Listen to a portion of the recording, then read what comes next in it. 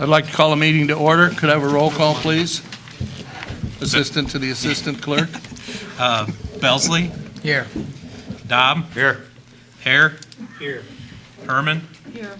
Kaufman? Here. Newhouse? Here. You have a quorum. Let's do the Pledge of Allegiance. I pledge allegiance to the flag of the United States of America and to the republic for which it stands, one nation, under God, indivisible, with liberty and justice for all.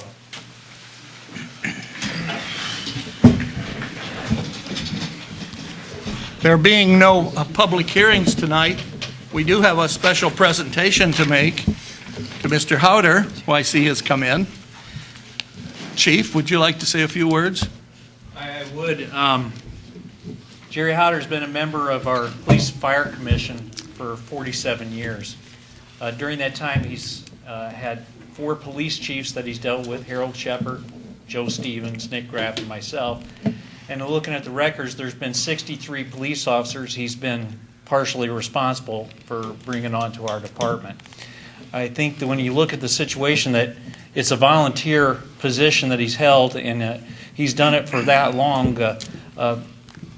Many people have not even acquired that age yet. But I would like to thank him for all he's done for us, for the police department, as well as to the village of Morton. I commend him for his efforts. Mr. Howder, would you like to say a few words? I guess I should say my mind quicker than I thought.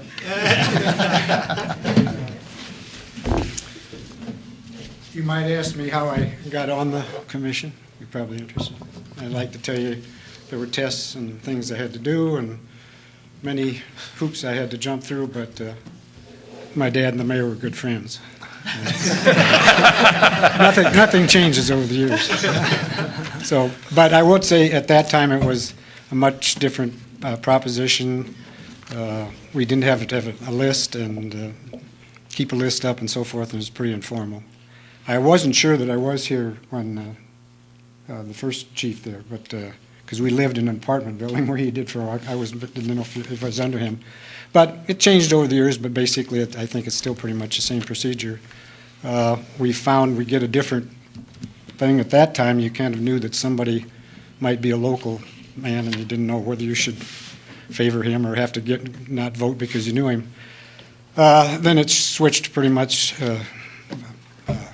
college graduates, and we usually get maybe 60 applicants now, depending on the job conditions generally. And after about 40 of them pass the physical, then we cut it down to about 20. That's all we can handle, and we still come up with our list. I would say that Kevin, John's been on longer, but Kevin, John, and I have been together for a long time. John has done most of the work. He likes to hang around the police department anyway and make friends with everybody. It's a little bit different if you know them too well, I think, because the other part of the job is discipline, so, or possible firing. So, but yeah, I'm going to miss the money. But, my dad told me don't take a 50-year mortgage in the house, but I did, so I still could use the money.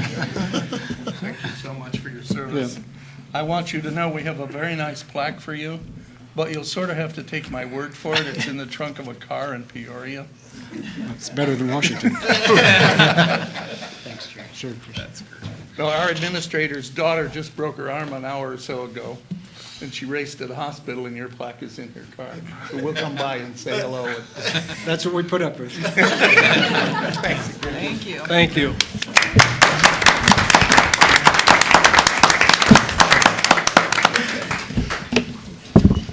Ron? I'd just like to thank Mr. Howder, too. It was 40 years ago he hired me. You should get a plaque for that. Just for that alone. Well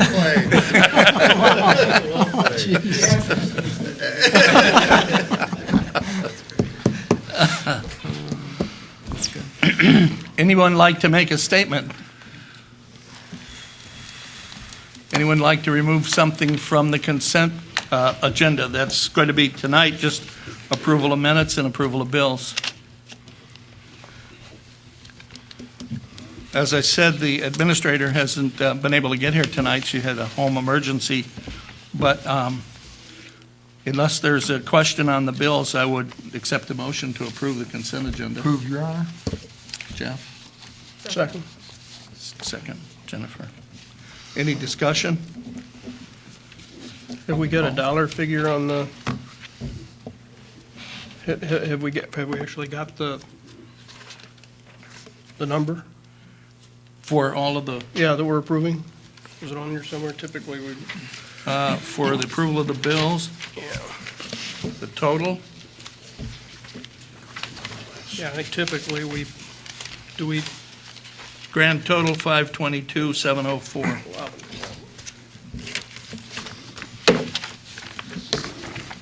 Did you get a copy of this, Steve? Yeah.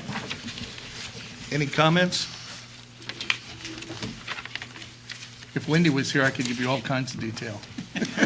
No, I think she typically just does a summary in the bottom line number. Would you call the question, please? Belsley? Yes. Dobb? Yes. Hare? Yes. Herman? Yes. Kaufman? Yes. Newhouse? Yes.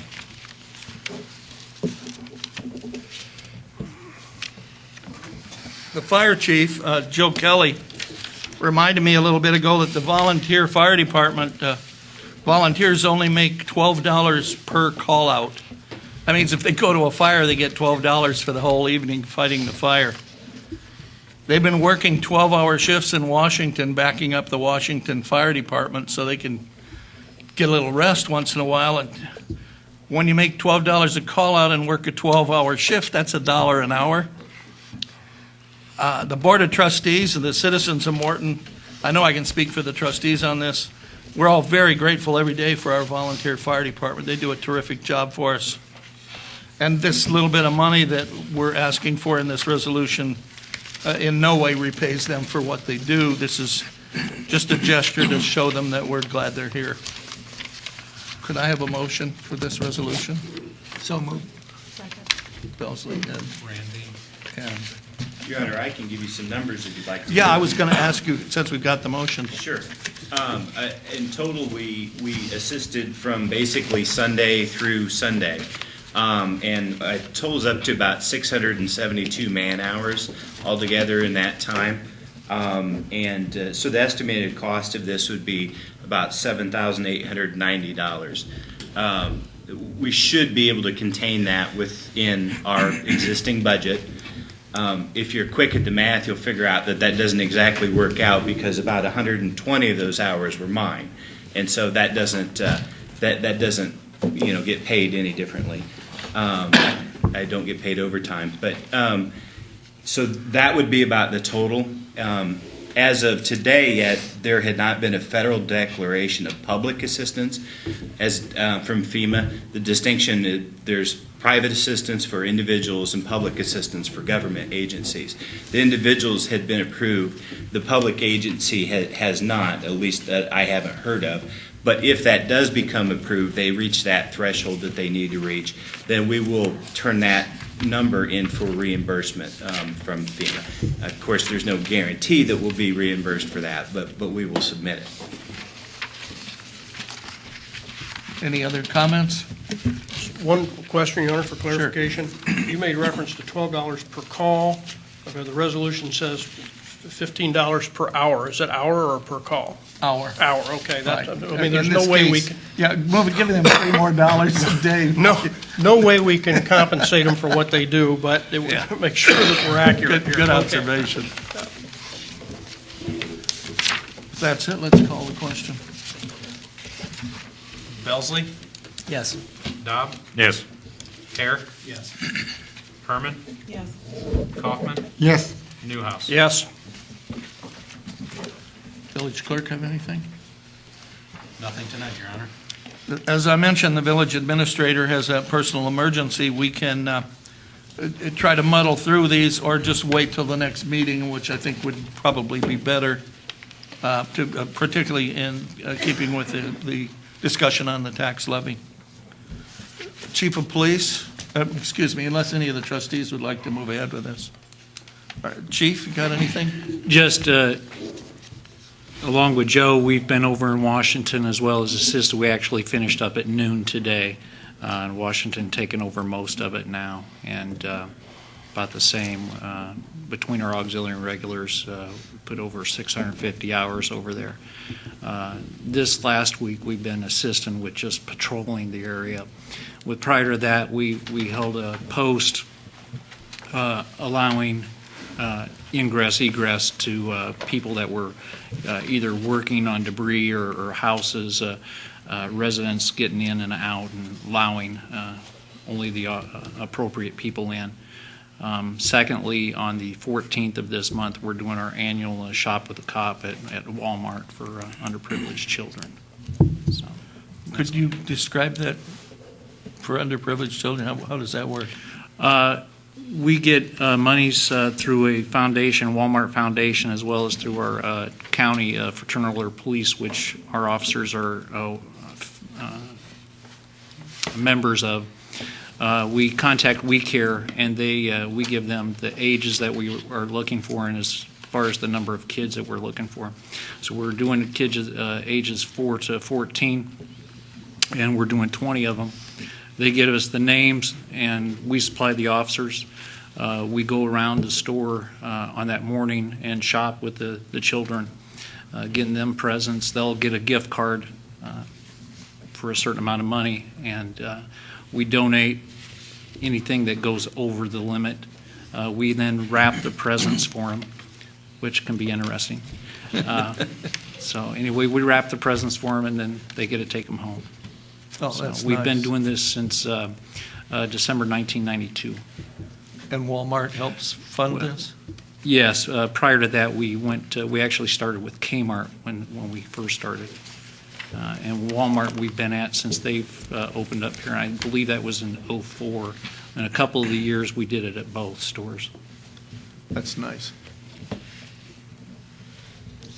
Counsel? I have nothing to report. Joe? Nothing at this time. Director of Public Works. Yeah, I just want to add one thing on the Washington assistance.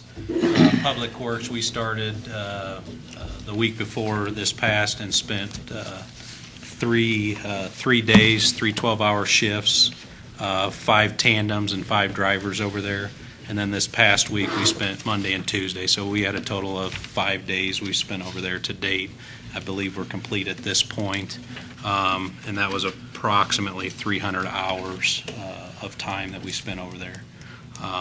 And that original request actually came in through IPWMAN, Illinois Public Works Management Agency from Tazewell County. So that's how we reached out and started helping them and work directly with their public services manager over there.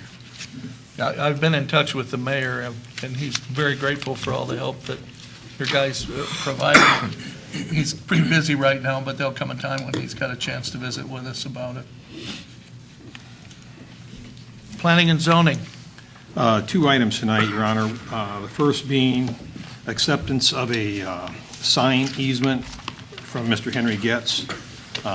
It's a Welcome to Morton sign, much like the one, be just like the one across the street here, the stone entry signs. It's going to be located at the very far end of South Main Street. A little triangle-shaped piece of land across from Bob Grimm Chevrolet.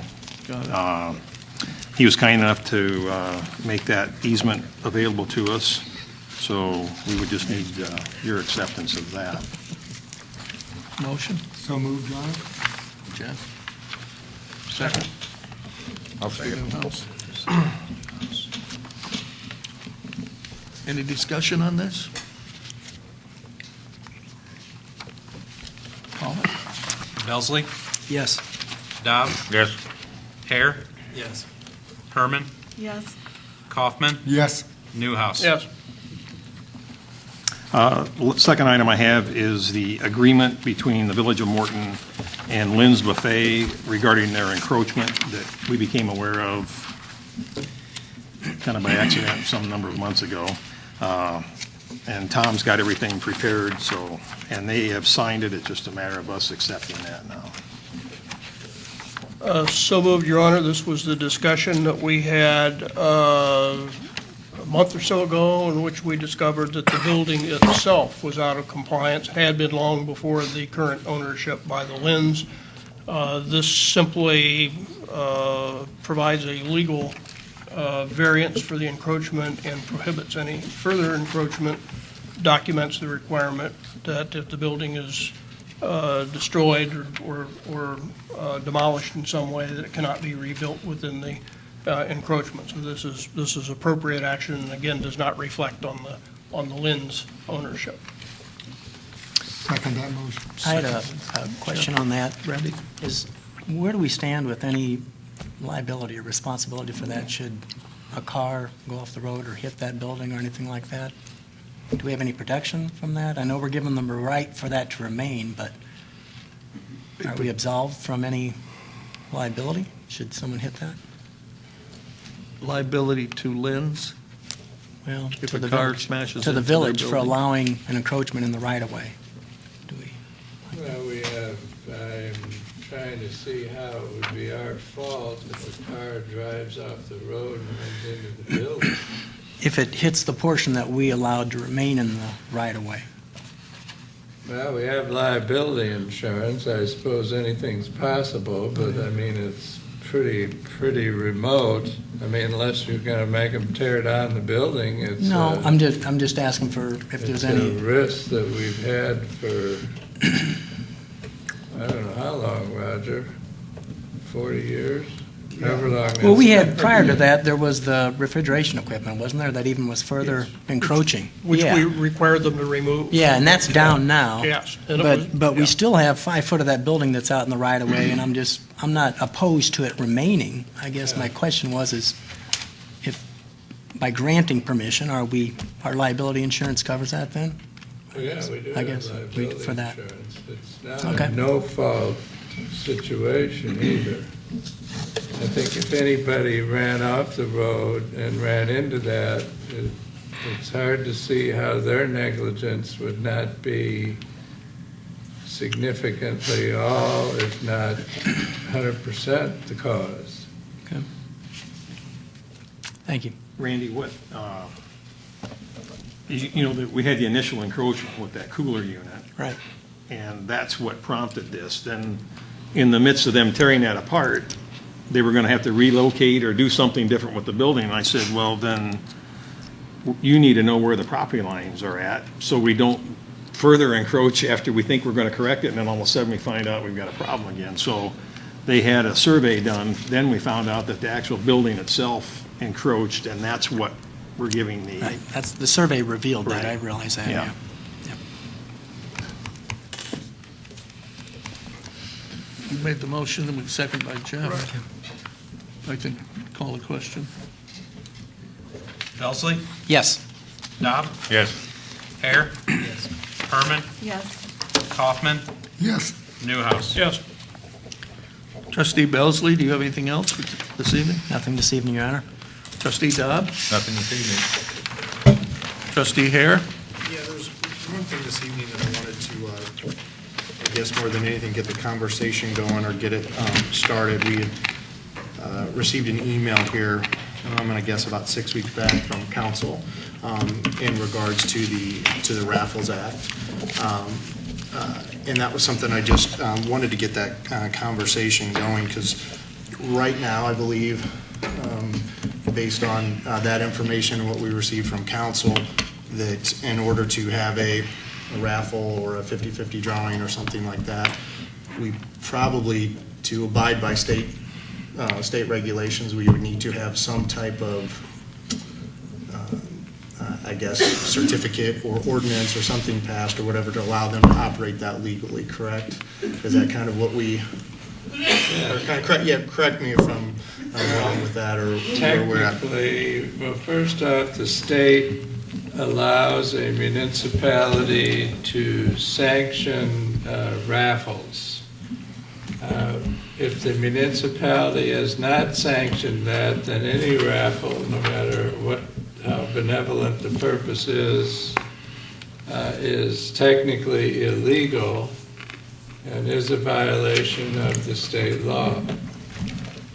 So we're in a little bit the village, in some ways is we're not tight or parallel with all of our laws as far as that goes. So that's something that council had asked for guidance on. We probably need to get guidance to council and either develop a plan or talk about how these things are going to continue forward. So I just kind of wanted today, for the first time, to open that discussion up and kind of see where we all stand with that. Any comments from other trustees? I guess my observation would be that, that I'm somewhat surprised, as a matter of fact, to find out that under state law, gaming, raffles, bingo, 50-50, all regarded as gambling. We very specifically made one end of that spectrum illegal and have one spectrum which has one end of the spectrum that has no treatment at all. So I think logic would require that at some point we address it. And if this is going to take place, I agree that we probably ought to have some provision for it, even though the causes are all good causes. But I struggle a little bit with the argument that one manifestation of it is benign and charitable and beneficial, and another manifestation of it is somehow not. And so I agree with Trustee Hare that at some point, I guess we need to address this. Any other comments? Tom, didn't we discuss this? I remember discussing this, 6, 7 years ago, something about this, when I was still on the police department, that we could do something about this, but it really wasn't necessary at the time. And what we'd be doing with the raffles and the 50-50 drawings and things, we'd just be creating more government, wouldn't we? We would. I guess, frankly, the one reason it came up with, given all the conversation about the gaming was, and I brought it up and I discussed it with Chief Hilliard, I'm not quite as comfortable, based on all that, of just looking the other way. I don't think that's my decision, nor do I think it's Chief Hilliard's, and I think that's a board decision. It's a policy thing, not to be decided by the attorney or the chief of police. But that is what had been done, much as was discussed in years past about video gaming machines that were located at various places, including veterans' places, that everybody accepted and nothing was done about. But I think things are a little different now. So we either need to say something. Yeah. If it's not. Well, I agree, it decision. should be all treated the same. Pardon? Should be all treated the same. I think an argument could be made to that effect, yes. But again, that's not the decision. The chief of police and I operate under the direction of the law and the policy of the board, and that's not something that we should decide. Isn't bingo separate? Well, Bingo comes under a different law, yes, doesn't it? there's bingo and charitable games, which are actually licensed by the state. In other words, if I want to have a bingo operation, I go to the state and they give me a license. The municipality would have nothing to do with that, nor would the municipality have anything to do with what they call charitable games. I don't know what the rationale is. Given the state, there's probably none, but raffles are thrown in the lap of the municipalities. Why that is compared to the other two, I don't know, but that's what the law says. So you're suggesting that we need a law dealing with whether or not we allow raffles to charitable institutions? Well, I guess the question is, when people call up the state's attorney, he says, call me. And in the past, everybody more or less accepted that, but there was a lot of comment about what the family values and all this stuff was, I don't feel comfortable saying that anymore if that's not what the board wants said. The other part of it would be too is trying to distinguish, but are charitable ones okay, or if someone was just operating a 50-50 raffle for profit too, somebody could circumvent the law of gaming that way as well. So trying to have a Black and white. approach to it of, you could make the argument that somebody in, the places in town, such as a veterans organization, could just continue to have 50-50 raffles as a form of gaming. Yes, and the ones that the law contemplates are basically, ironically, religious, charitable, benevolent, things of that nature. It wouldn't be if I decided to run a raffle scheme and make 10%, that would be illegal. That's not the same, and that's not what the state law contemplates allowing. Following on what Tom said, though, do we end up having to regulate this on an ongoing basis? Everyone who wants to have a raffle has to come to the city and get permission? Yes, they would. Or could you write a resolution saying these organizations can have raffles? Well, there's a license procedure. Many communities have them. There's guidelines to follow. The fee is modest.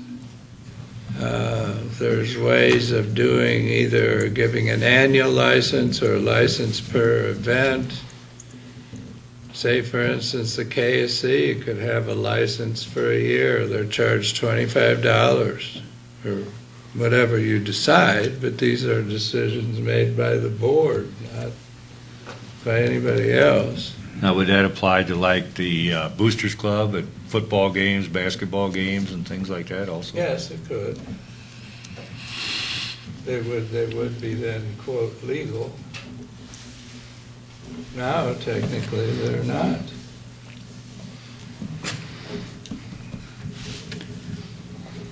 And we do get calls about that occasionally.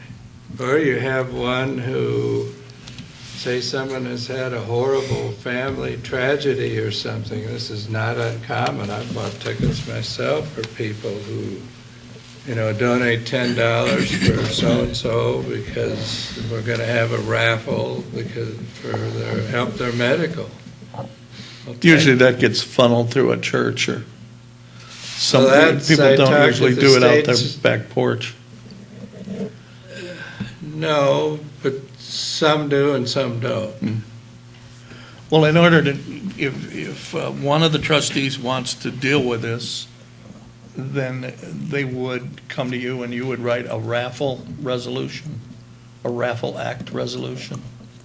Yes, as in any ordinance, if a trustee asks me to write something up, a trustee has the right to do it and bring it to the table. Whether it goes anywhere after that, that's up to the board.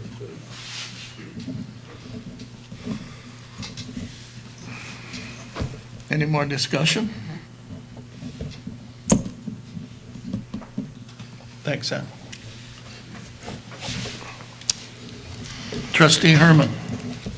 Thank you, Your Honor.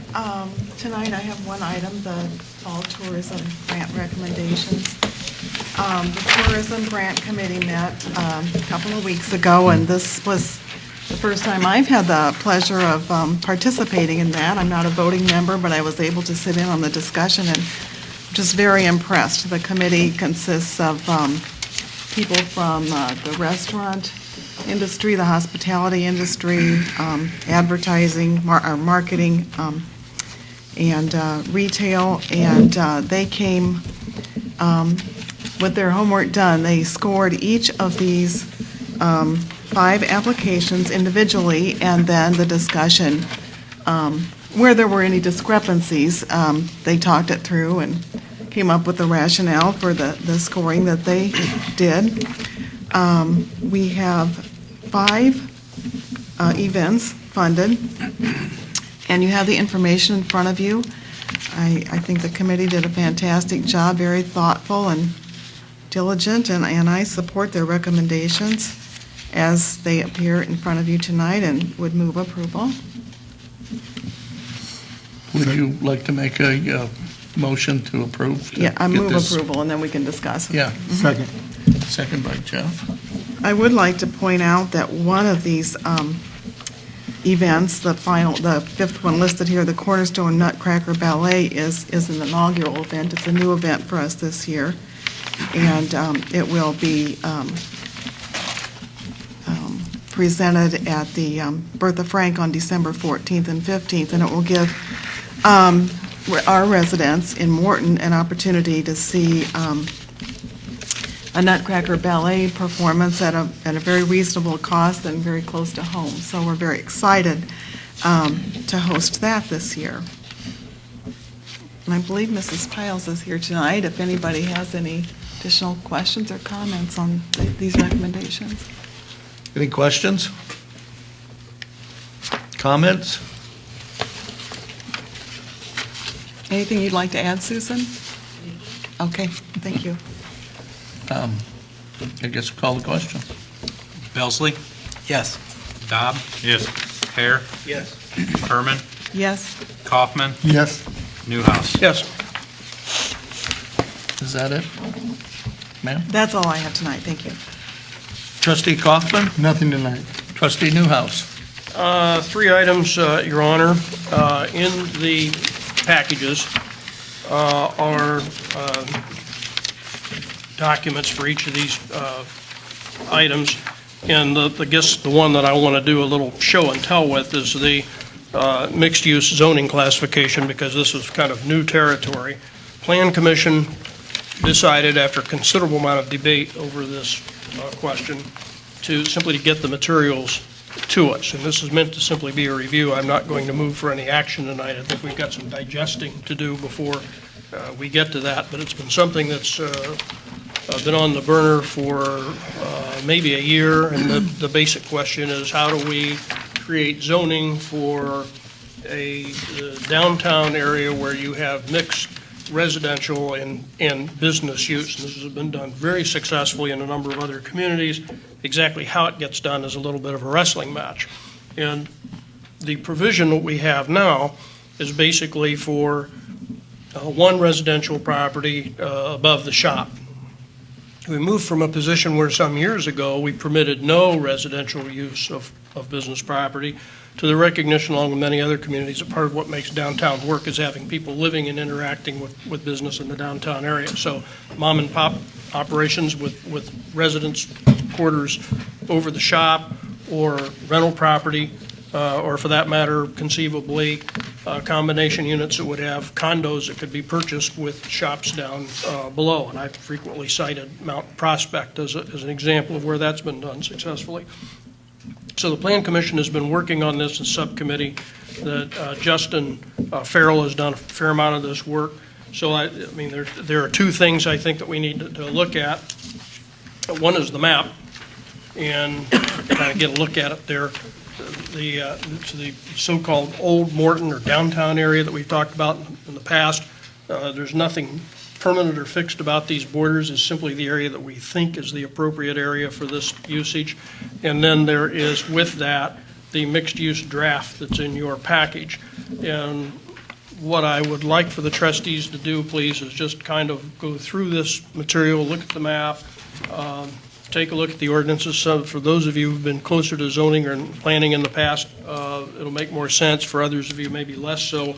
And then once everybody's had a chance to kind of get familiar with what's in here, I think maybe the next meeting, then we would maybe go through it in somewhat more detail. But the key thing is it provides for a mixed residential and business use that has not existed before. It provides for some 0 lot line setbacks, which typically we have not used in recent years. Street level transparency, and some restrictions on parking, so that if there is residential property, there is appropriate parking. There are a bunch of other considerations, qualitative considerations to be addressed about, what minimum square footage might be for living space, covered stairways, a number of things that we've talked about on and off in the past. So I would like this just to be a catalyst at this point for thinking among the trustees. If you've got questions, call me up or call Justin, email or something. We'll try to take you through it a little bit, but I think the best plan would be next meeting to have maybe a more detailed discussion, maybe have Justin here he's done a good portion of work, give some perspective on this. So that is item 1. No motion required. Item 2 is the plat for Orchard Hills, preliminary plat. And this came about with a lot of work. It meets all of the village requirements. I think it's a good solution to the back of a property that abuts the High Lines. And this is something that we've dealt with over the years, looking for completed residential development along the High Lines and perhaps beyond the High Lines. And this, in my view, makes a very nice resolution of the streetscape residential property layout in Orchard Hills. Meets all of the utilities requirements, and I don't think there are any outstanding issues with the village, are there, Mr. Director? No. Okay. So I move approval, please. Second. Any discussion? I had a question, just for clarification. There's a portion of the property, it's outside this section of the subdivision, but it's just immediately, it'd be east of that, and it's a triangular piece. It's parallel with the easement, and it looks like it's not slated for any future development. Is that to be subject to change for a future addition or expansion? I think the answer to that is related to what use might be made of the property behind it, and if that property is developed, I think it's a separate piece of property, and if that were to happen, then there are some significant setbacks associated with the High Lines, which you can see there. It is conceivable then that there would be further development there, but it's not included in this plat. It looks intentional the way it was designed now, and it looked like there's some prevailing thought in mind there, but okay. I think there is some potential that what I'll call the back portion, the south portion of this, might be developed in the future, which would pull residential development southward under the High Lines and back to the intersecting streets. Randy, the eastern triangle there too, there's a possibility of stormwater detention that I was wondering about that. we're going to work with the developer. We haven't really figured the exact solution yet, so conceivably we could come back and that portion could be platted with this possibly, but right now we're not sure, or that could be used for the next section. But I think that area is going to line up to more of a detention type area. Or could even be deeper lots for the future addition as well, Yes, something like exactly. that. Okay. Thank you. Any further discussion? We've already had a motion and a second, haven't we? Yes. Yes. Paul? Belsley? Yes. Dobb? Yes. Hare? Yes. Herman? Yes. Kaufman? Yes. Newhouse? Yes. Okay.